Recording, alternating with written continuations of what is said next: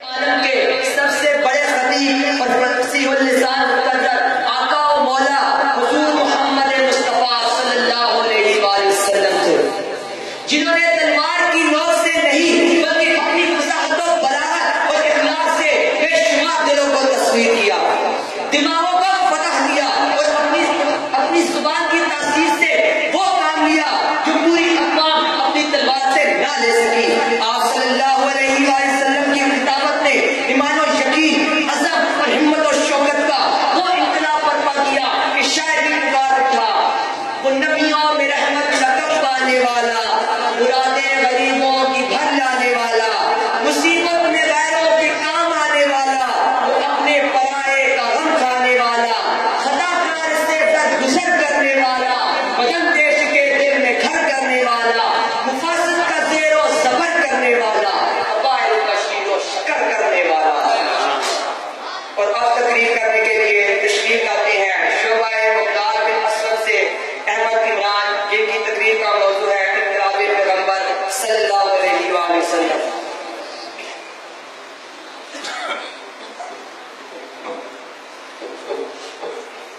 بسم اللہ الرحمن الرحیم۔ حضور آئے تو سر آفرینش پا گئی دنیا، حضور آئے تو سر آفرینش پا گئی دنیا، اندھیروں سے نکل کر روشنی میں آ گئی دنیا، ستے چہروں سے زنگ اترا، تجھے چہروں پہ نور آیا، حضور آئے تو انسانوں کو جینے کا شعور آیا۔ میرے واجب اکرام حضرات علماء اکرام اور محترم سامعین، آج میں آپ کے سامنے جس موضوع پر لب کشائی کی جسارت کروں گا وہ ہے انقلاب پیغمبر سب کہہ دو صلی اللہ علیہ وسلم۔ سامعین محترم، انقلاب کہتے ہیں پلٹنا، تو انقلاب پیغمبر کا مطلب یہ بنا کہ پیغمبر نے آ کر اس دھرتی کی کایا پلٹ دی۔ اگر یہ دھرتی پہلے ظلمت میں ڈوبی ہوئی تھی تو انقلاب پیغمبر کا مطلب یہ بنا کہ پیغمبر نے آ کر اس دھرتی کو ظلمت سے نکال کر نور سے بھر دیا۔ اگر یہ دھرتی پہلے جہالت میں ڈوبی ہوئی تھی تو انقلاب پیغمبر کا مطلب یہ بنا کہ پیغمبر نے آ کر اس دھرتی کو جہالت سے نکال کر علم سے بھر دیا۔ اگر یہ دھرتی پہلے ظلم سے مضبوط تھی تو انقلاب پیغمبر کا مطلب یہ بنا کہ پیغمبر نے آ کر اس دھرتی میں عدل و انصاف قائم کیا۔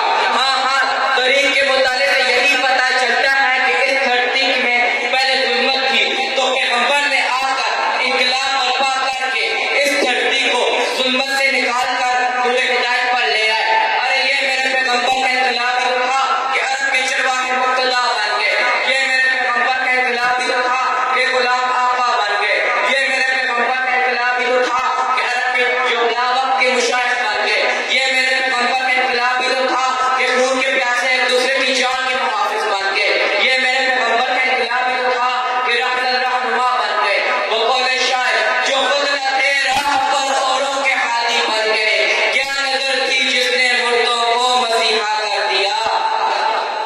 سامعین محترم، انقلاب پیغمبر کے نتیجے میں میں یہ کہہ سکتا ہوں کہ ابو بکر کا صدیق بن جانا میرے پیغمبر کا انقلاب ہی تھا، عمر فاروق کا عادل بن جانا میرے پیغمبر کا انقلاب ہی تھا، عثمان غنی کا سخی بن جانا میرے پیغمبر کا انقلاب ہی تھا، علی المرتضیٰ کا شجاع بن جانا میرے پیغمبر کا انقلاب ہی تھا، خالد بن ولید کا سیف اللہ بن جانا میرے پیغمبر کا انقلاب ہی تھا، حمزہ